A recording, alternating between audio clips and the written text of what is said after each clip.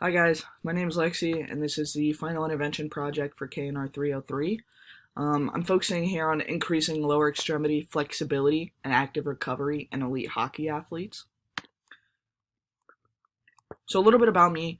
I'm a senior athletic training student, which means I'll be board certified here in just a few short weeks. I'm currently a intern with the Peoria Rivermen, who are a part of the Southern Professional Hockey League. Um, and it's just a great group of guys, great facility to work with. And so that's what kind of brought my attention to this specific intervention, so I could maybe bring some new ideas and new thoughts to the table. So, I'm really focusing here on injury prevalence and the correlation of flexibility and active recovery. One main study that I want to focus on right off the bat is the association of hip strength and flexibility with the incidence of adductor muscle strains in professional hockey players. So this was a study officially published in 2001, and it tracked players from 1997 to 1999. I think roughly there were over 80 players initially involved, but they get cut, people get injured, or traded. So 47 players were accounted for. 17 were being recorded over both of the seasons. So only 30 were viewed over one season. There were 141 injuries total to the groin or adductors, which you can kind of see here on the inner part. I tried to put a diagram here so you get a good visual. So adductor longus, right where adductor longus sits, there's a whole multitude of other muscles around that. So we have adductor brevis, adductor magnus, adductor longus, and other muscles that also help with adduction.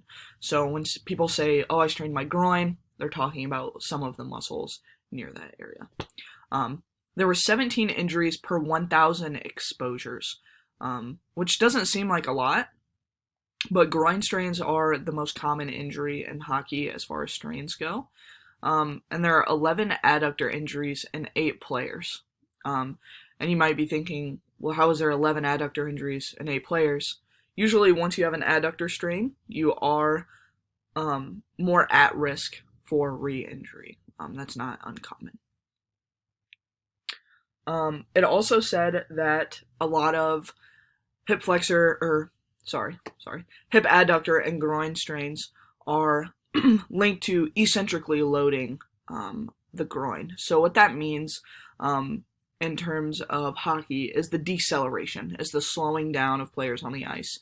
When it comes to cutting into corners or turning or decelerating to come onto the bench. Basically, those muscles are lengthening, but they're still taking load. So it's kind of if you've ever done a negative bicep curl, you fight the weight all the way down, fight it, until your muscles can't take it anymore. And that's eccentrically loading a muscle group. While they're lengthening, you're still applying that load. So it's very common for the trail leg, or the leg that is being eccentrically loaded, to have a groin injury. They also stated in the study that someone who has muscular imbalances in the lower extremity, and when I say lower extremity, I mean like hips and below, if there is a muscular imbalance in the lower extremity, they are 17 times more likely to have a groin injury or adductor strain. This next study focuses on risk factors for groin injuries in hockey. So they do point out that no previous research has focused on intrinsic factors such as flexibility. And looking through research, there's more research being done about it, but it's very inconclusive at this moment. So this study was a cohort design study. It monitored 1,557 people across 27 NHL camps, which is awesome that the NHL took part in this. Preseason flexibility was taken and measured preseason and post-intervention.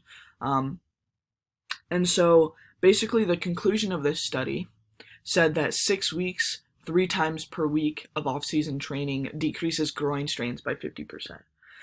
So I would assume that's fixing the muscle imbalances. I would assume that's proper loading, flexibility, and active recovery, right? The other thing that they do talk about in this study, which I thought was really interesting and pretty cool, is the sharpness and hollowness of the skates. So I put up some profiles of skates here. Some people can have different skates. Some people like them sharpened every game. Some people don't. But that also plays a huge part in the deceleration and acceleration of players on the ice. Like it says down here on this bottom image, less bite for more speed and glide, and more bite for less glide and more control. So both of these studies focus on prevention. And that's kind of where I wanted to go with this intervention project. As athletic trainers, we focus a lot on prevention. So I kind of wanted to know how can I decrease the risk of injury and re-injury for players on and off the ice. So I wanted to use the 5-step process for this. I don't think the incentivizing the players would have worked to my advantage. A lot of them are very internally motivated, driven individuals who want to work their way up to the NHL, right? So my targeted demographic here is elite level hockey players. So, like I said, I'm an intern with the SPHL. You can then get called up to the ECHL, to then get called up to the AHL, and then get called up to the NHL. And that's kind of how that process works. Now, elite level hockey players also includes NCAA hockey players, collegiate hockey players. There are also other organizations as well, like the NAHL, NAHL3, organizations like that also produce elite level talent. So my focus here is increasing lower extremity flexibility and active recovery. And I think this is super important. Hockey is a very intense sport. It requires a lot of aerobic and anaerobic output. And it's definitely not easy on your body by any means. And the muscles really do tend to cramp up, tighten up, and there are a lot of musculoskeletal injuries involved in hockey. So the key determinant here that I'm focusing on is going to be the lack of awareness. So like I said, hockey is very aggressive, fast-paced, explosive, and it requires your lower extremity to fire constantly. And so basically what that means is there's more fatigue and lactic acid buildup than other sports, say like tennis or baseball even, depending on position, right?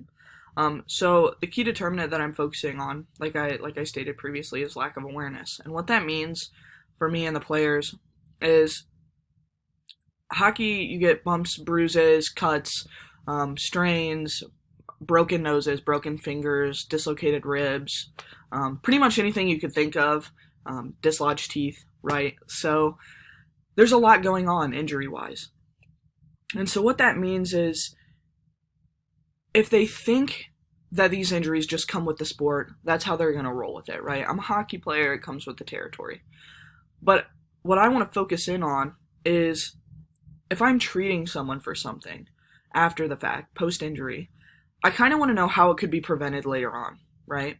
And so this lack of awareness from the players as far as actually needing to do active recovery, work on flexibility to prevent injury, to prevent re-injury especially, is kind of what I want to hone in on. So I want to make them more aware of the injuries that need preventative measures and the injuries that happen regardless of what preventative measures you put in place. So I did include some research studies for implementation strategies, kind of backing why I would implement things like this. So this one study done in 2021 by Alfonso, he stated that stretching for recovery from groin pain or injury in athletes, a critical and systematic review. He stated in there that a poor adductor flexibility rate has been linked to groin pain and injury, which is definitely not uncommon. We also see a lot of sports hernias in contact sports and sports that require a lot of explosiveness. And so adductor flexibility can also play a role in that as well. Another study, which was a systematic review on the effectiveness of active recovery interventions on athletic performance of professional, collegiate, and competitive level adult athletes, suggests that active recovery ranging from 6 to 8 minutes consistently had positive effects on performance. Whether those effects were physical, they stated that was kind of inconclusive, but hockey is a very superstitious sport. I've been a part of that for a couple months now, and it is very blatant that superstition plays a huge role in the guys' daily routine. And so a lot of the stuff we do also as athletic trainers is proprioceptive. So if mentally you think you're doing better, then you're going to play better. That's kind of like some of the tape jobs we do aren't really effective, but it helps with proprioception. So then it plays into the mental aspect of sport. So my implementation here is going to be preseason education and screening, right? So I want to make sure when the guys come in, they know how important everything is. They understand kind of where I'm coming from. We can also go about collecting a medical history from them, seeing if they've have any predispositions to any injuries, anything like that, or previous history of any lower extremity injuries, which is probably going to be very common. I would also do an active recovery log and data collection from that. So not only does history of injury play a huge part in re-injury, but I want to kind of see what they've been doing, right? I want to see what they're used to. I want to see what their stretching routine's like. I want to see what their warm-up is like. I want to see kind of what off-season training was like for them. So I'm really just collecting as much information as I can on the players. And as far as the player to athletic trainer ratio or player to coach ratio, it's actually pretty good. So I think we have about 20 guys and one athletic trainer. It's pretty easy to really get to know these guys, and a lot of them spend a lot of time together. They're very close, and they might be doing the same active recovery stuff. But what I would do is kind of make it the same across the board. I would also implement a lower extremity stretching protocol. Some people are going to be more flexible than others, especially depending on positions. Goalies are insanely flexible, as they have to be, whereas someone maybe like a defenseman might not be as flexible.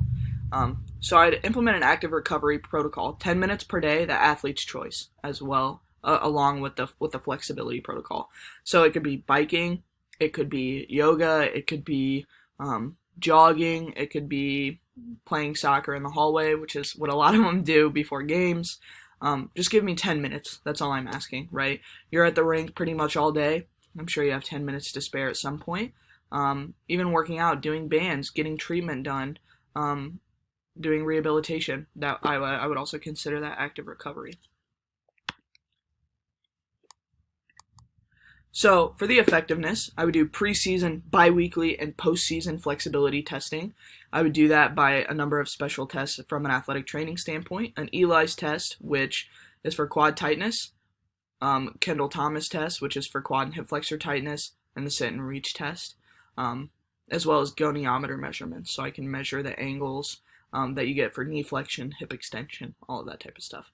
I would also keep treatment logs, active recovery monitoring, so I'd have the guys check in with me on a daily basis and keep logs of things. They could also share their information with me if they're on an iPhone with Apple Health.